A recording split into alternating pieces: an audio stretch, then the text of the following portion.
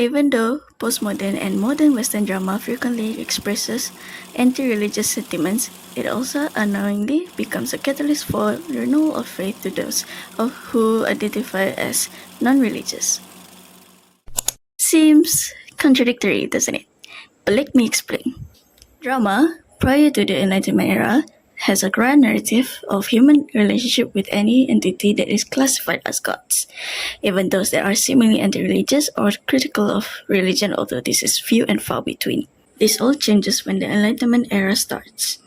The French Revolution happened, and it certainly changed the game. The Frenchmen's growing dissatisfaction with the monarchy extended to the Catholic Church that was corrupt and harbored wealth from the people, resulting in anti-monarchy but also anti-religious and anti-clerical movement that is the revolution. This, along with any human experiences outside of drama, certainly influenced humans' works in terms of literature. Voltaire, for example, is an influential figure of the French Revolution. He was a man of reason and hated fanaticism, idolatry, and superstition, basically anything to do with religion. His work, Candide, is a timeless work that satirizes the human condition and reflects Enlightenment ideals, particularly the theme of optimism. The protagonist, Candide, faces numerous trials from military conscription to witnessing an earthquake in Lisbon as it explores moral and human evil, highlighting Voltaire's secular stance by rejecting religious institutions and championing reason over blind faith. So, how does this relate to the postmodern world?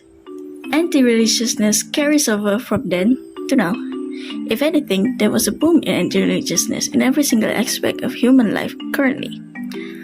Those who are non-religious becomes the second biggest quote-unquote religion in North America and Europe alone, according to National Geographic. This may be because of hopelessness towards the presence of higher power after the world went through 2 major wars and many more, the witnessing of extremism in religion, or just having the freedom of speech regarding religion. After the devastation of 2 world wars, many practitioners in Europe felt disillusioned.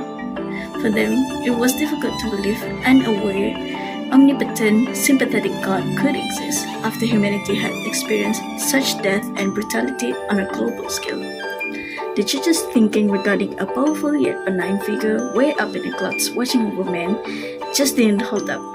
If life didn't make sense, why should theater? Let's take one example of drama. Samuel Beckett's Waiting for Godot. This story follows 2 men, Vladimir, Didi, and Estragon, Gogo. The quest is to find Godot, Godot here being the allegory for God. Other characters also pass by. They represent people who go on with their life without needing or wanting the intervention of God, while Didi and Gogo represents those who wait for God and divine intervention. Although not outwardly stated as anti-religious, it can be interpreted as such. It can be a critique on the certainty of believers that there is God and God can influence our life through the absence of Godot. They wait in vain for an unknown character to give them a sense of purpose, but their only sense of purpose comes from the act of waiting. By the play's end, Godot hasn't turned up and Didi and Gogo are left alone, waiting, choosing not to leave, right back where they started.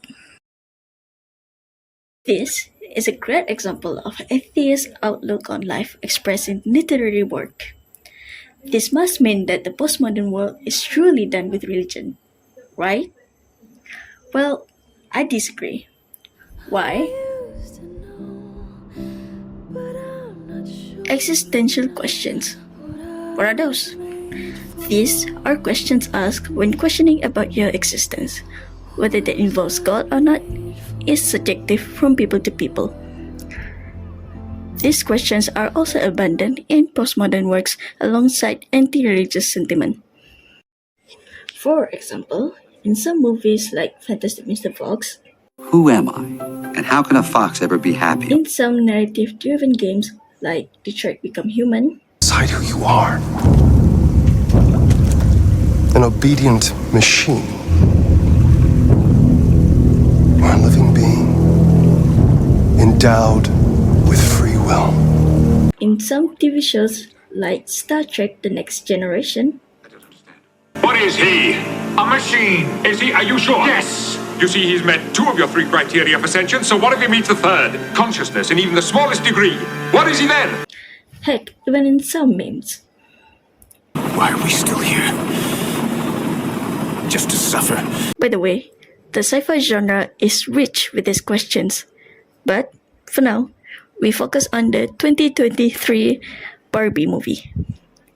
Barbie, aside from being feminist, is also existentialist. Let's examine a scene. I want to be a part of the people that make meaning, not the thing that's made. I want to do the imagining. I don't want to be the idea. Does that make sense? This movie focuses on Margot Robbie's Barbie, or stereotypical Barbie.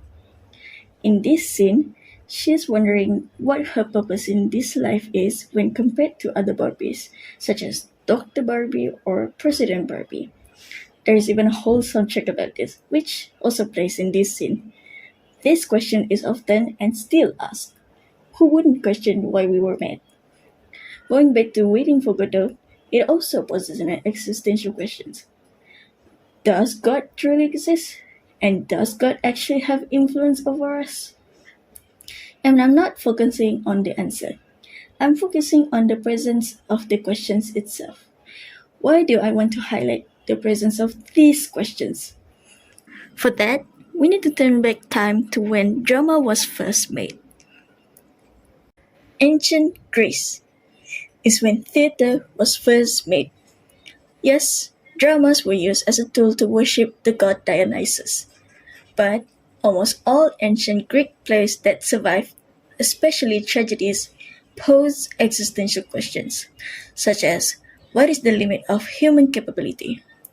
Is God truly fair? And so on. This serves as an ancient Grecian way to learn about their beliefs, either affirming it or disillusioning them. So, how does this connect back to Barbie or other postmodern works I mentioned?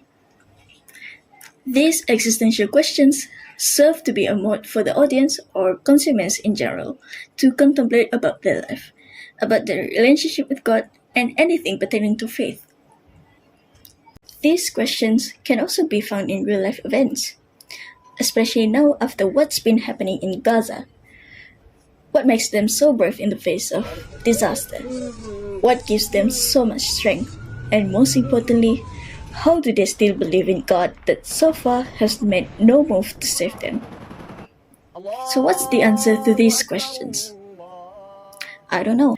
But what I'm trying to say is that these questions can have the possibility and potential to bring its consumers to religious means to search for answers. Look at how many converted to Islam after October 7th. Having this possibility of sparking religious experience in the modern day society, we have to ask again, is the postmodern world truly anti-religious? Are we truly done with religion?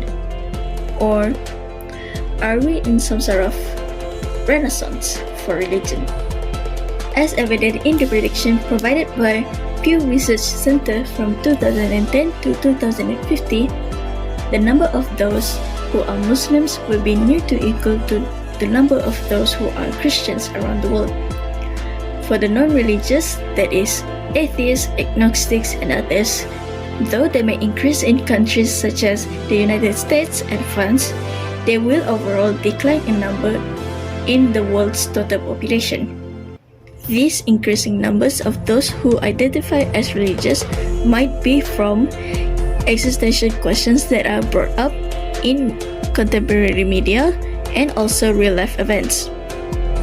So maybe, just maybe, this era, as stated by Stephen Kettle in his article, is the era of the return of religion.